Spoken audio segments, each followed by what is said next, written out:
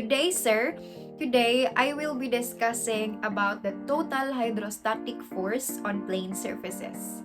So based on my research, this total hydrostatic force, or just simply the hydrostatic force, is the resultant force caused by the pressure of the liquid acting on the submerged plane.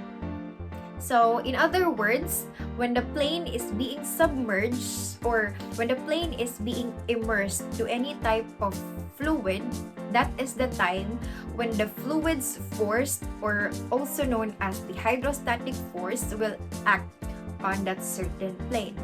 So, it is really important to determine or to calculate the total hydrostatic force, especially in engineering, the field of engineering rather, because when designing, it is very useful when designing storage tanks, dams, and in any type of hydraulic structures.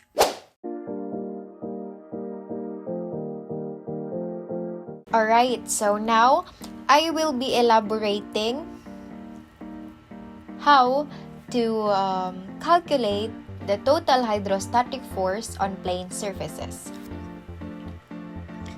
So as you can see, we have a tank here which is filled with water and it has a pressure at the bottom. So in determining the total hydrostatic force, it is given by F is equal to P multiplied by A, where F is our total hydrostatic force, P is the uniform pressure, and A is the area of our plane. So actually, this F is equal to P times A is the general formula on determining the total hydrostatic force on plane surfaces. But actually, we can only use this one if we have a uniformly distributed pressure. So now let's take a look to other case where the pressure is not uniformly distributed. So we have here inclined plane. So as you can see, we have this figure which has the gate that is being submerged with an angle theta, this one. Actually, this theta or this angle, it's just equal to this angle, or it is also called as the alternating angles. That's why these both are just equal. Anyway, so as you can see, this dashes, this is the y-axis, while this is our x-axis. So from this plate, this inclined plate, we will try to imagine, or yes, we actually we already have a figure, which is this one. We already have the figure of this plate facing towards us.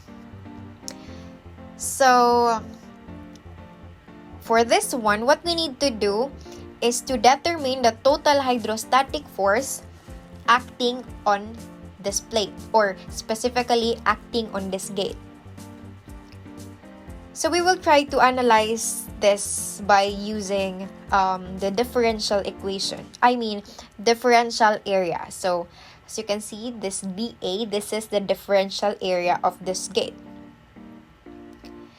So this differential area has a differential force that will act in here. This arrow, this is the differential force. So this differential force, which is found here, has this distance h to our reference point, to our liquid surface. And aside from that, we also have this y. It's just the same with the h, which is the distance from the differential force to the liquid surface. But the y, it's just like along the y-axis. And yes, so now let's add this differential force, this one, along to this area. So we can now determine the total hydrostatic force acting on this plate.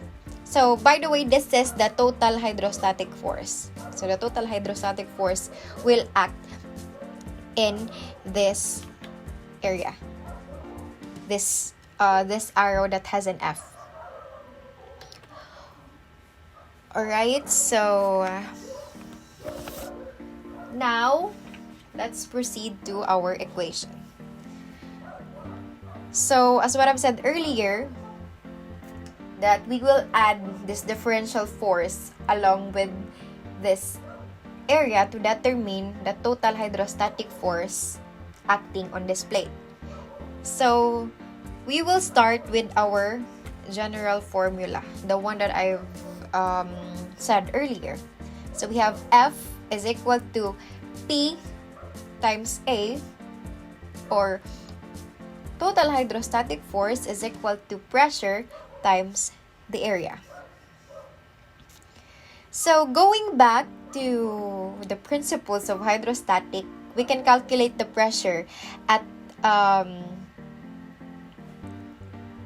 we can calculate the pressure by multiplying the unit weight times the height.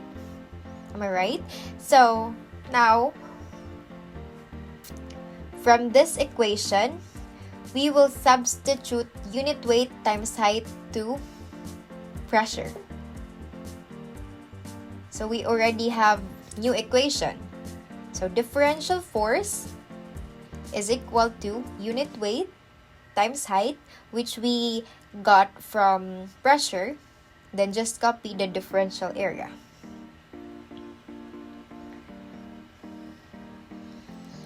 Okay, so from this figure, H is just equal to Y sine theta. So for the information of all, this theta, or the angle on this part which the plane is inclined, it's just equal here, diba? As what I've said earlier, that this angle is just equal to this angle. So now, since this is y, this distance is y, and this distance is h, we can now relate h and y by trigonometric identities. So given us by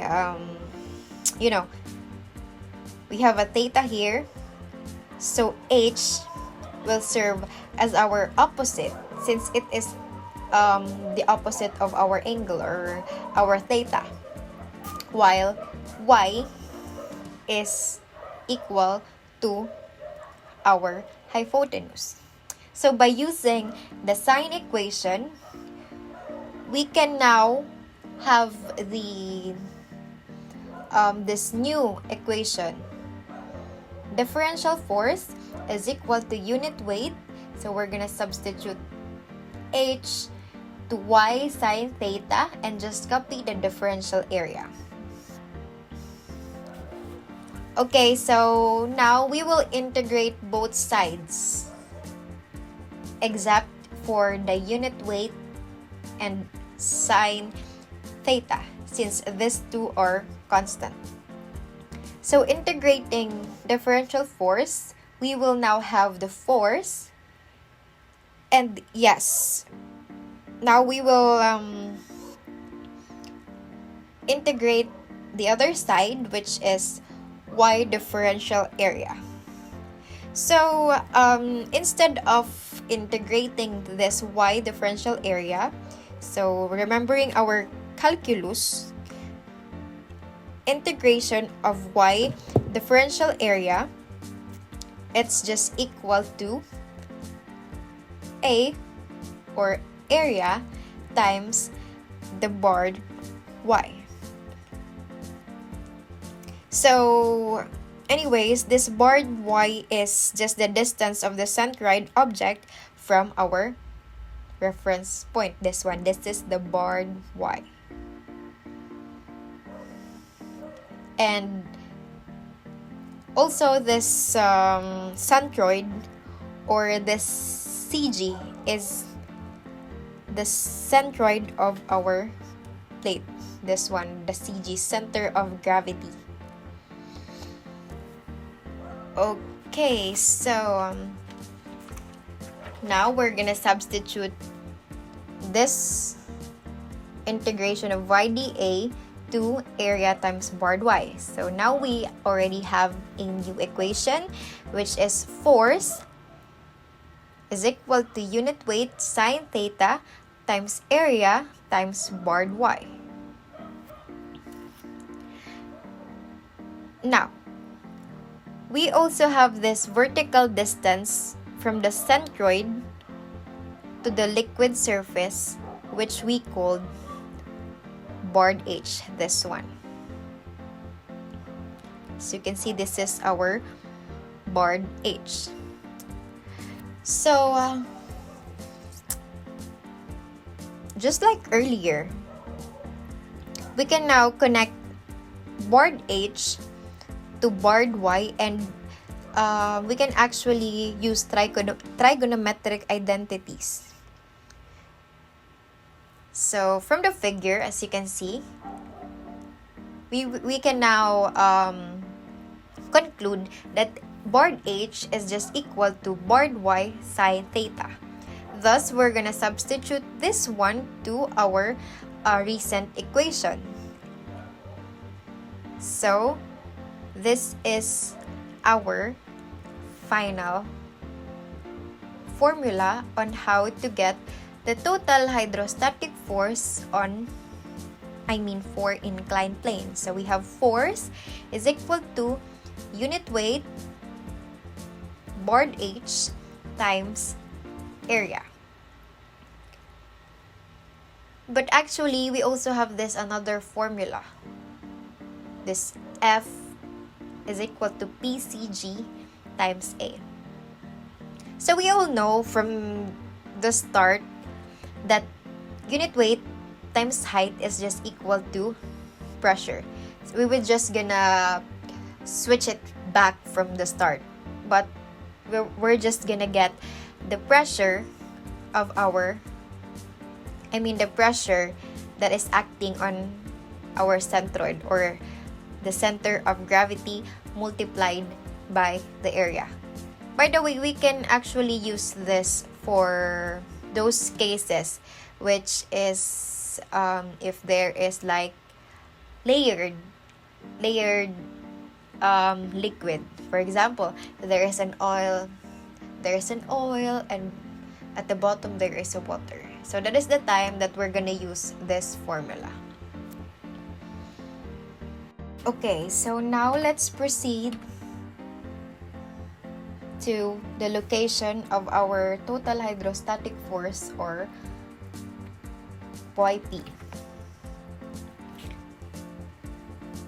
So we have here the force YP is equal to the integration of Y differential force, where the differential force is just equal to unit weight Y sine theta times the differential area, and F is just equal to unit weight barred Y sine theta times the area.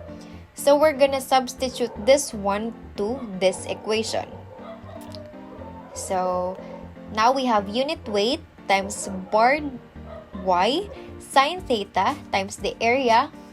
Just copy the YP, and equals to the integration of Y times unit weight times Y sine theta times the differential area.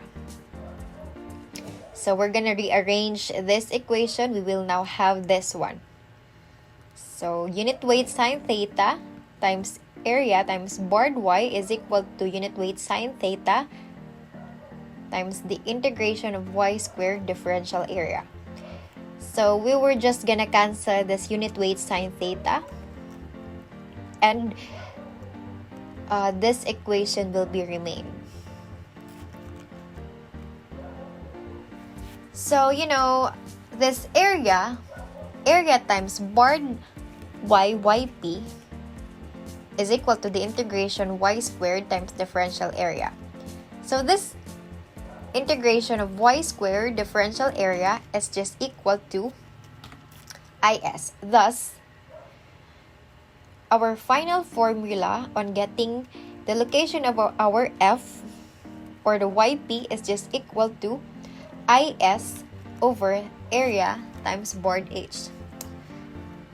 In addition, by the transfer formula for moment of inertia, which is is equal to ig plus a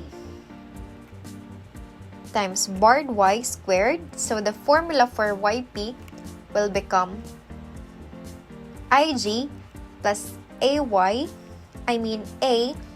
times board y squared over area times board y, or simply board y plus ig, which is the moment of inertia, over area times board y. Now we also have this eccentricity. By the way, this eccentricity is the distance of our CG, or the center of gravity, to our CP, or the center of pressure. By the way, the CG, the center of gravity, is the centroid of our plane, while the center of pressure is the area in which our total hydrostatic force will act upon. So to get the E, or the eccentricity, from the figure earlier, yp is just equal to board y plus eccentricity. So thus, the distance between CG, the center of gravity, and the center of pressure is just simply IG over area times board y. So now let's try some example. So we have here example number 1. A vertical circular gate 3 meter in diameter is submerged into a liquid with its top edge 2 meter below the water surface. So determine the magnitude and location of the total force acting on one side of the gate. So as you can see, we have a figure here. So we're gonna apply our problem to this figure. So we have a vertical circular gate, which is this one. This is our circular gate. So it is 3 meter in diameter. So we have 3 meters here.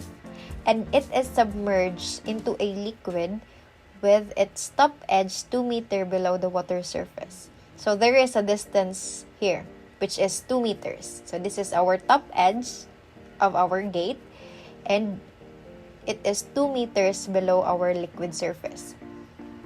So we need to determine the magnitude, meaning to say the total hydrostatic force and its location. So first, we have the total hydrostatic force F. So we all know that the total hydrostatic force can be calculated by using unit weight times board H times area. So let's now calculate board H and area first. So again, as what I've said earlier, that board H is the distance of our center of gravity to our liquid surface. So to get the board H, we just need to add 2 meters, which is the distance of our liquid surface to the top edge of our circular gate. And just add the radius of our gate, which is 3 divided by 2. So 2 plus 3 over 2 is just equal to 3.5 meters. So we already have our board H. The next, we have area. We all know that on getting the area of circle given by the diameter is just pi over 4 times diameter squared. So substitute pi over 4 times our diameter, which is 3 squared. So the answer would be 9 over 4 pi. So I just used this one so that it would be easy for us. Then now, we can already use our formula since we already calculated for the board H and area. So substitute, we have unit weight.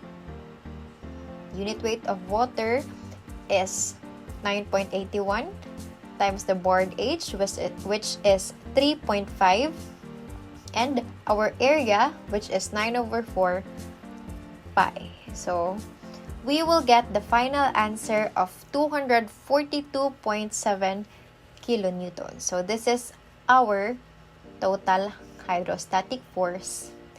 And now let's proceed to the location of our total hydrostatic force, which is YP.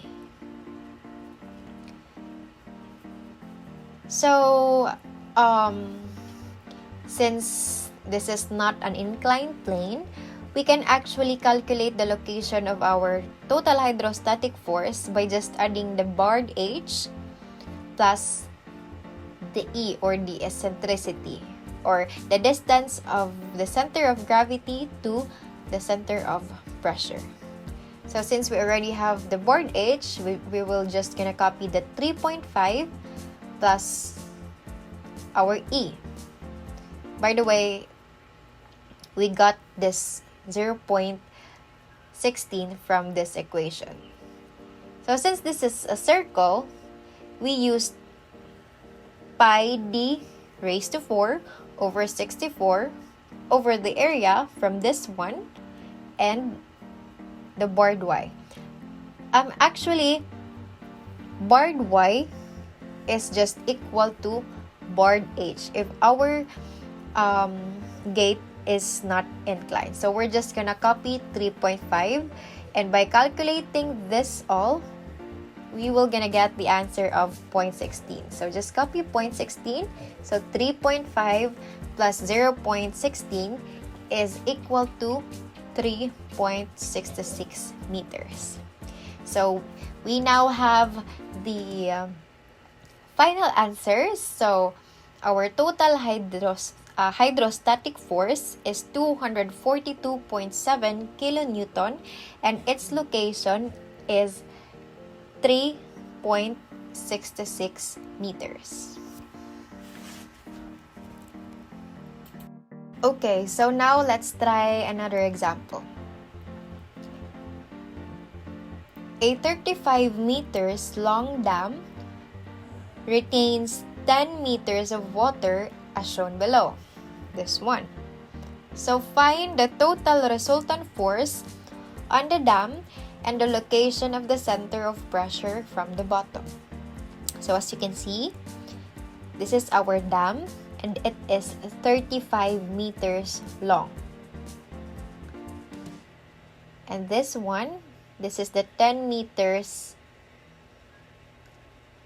depth of our water, and it is inclined 60 degrees.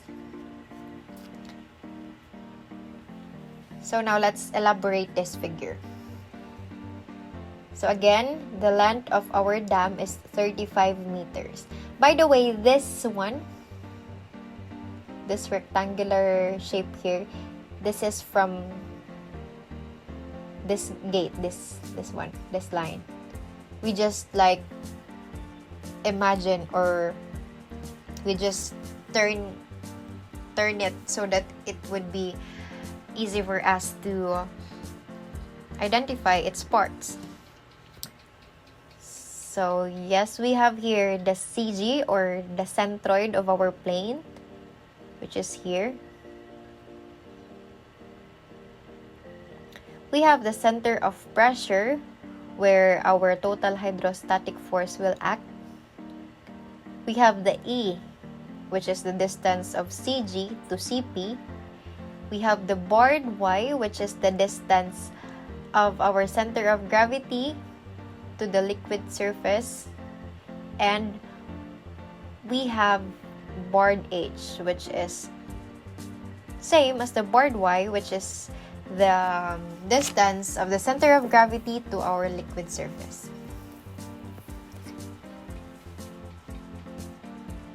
So we all know that this 35-meter length of our dam is given on the problem. But where did we get this 11.55 meters? Alright. So let's just imagine that this is our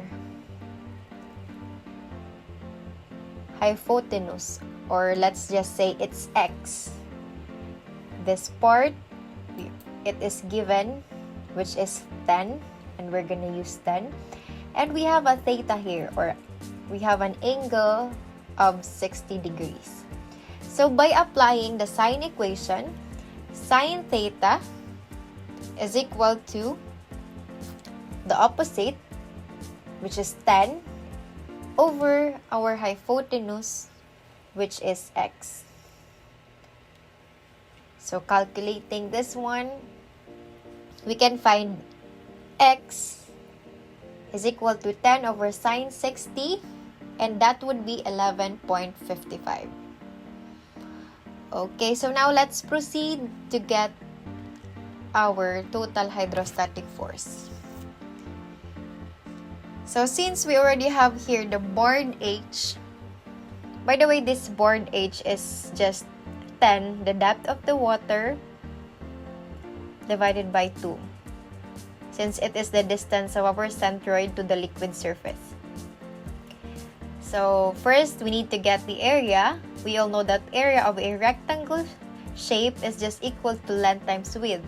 So we have 35 times 11.55, and that would be 404.25 square meter. So we're gonna use our final formula, which is F is equal to unit weight times board H times area. So 9.81 times our board H, which is 5, and just copy our area, which is 404.25.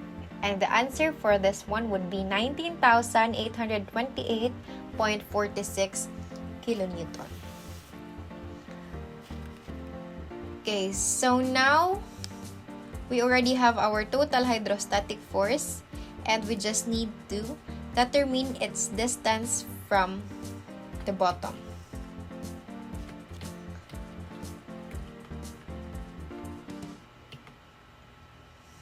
Alright, so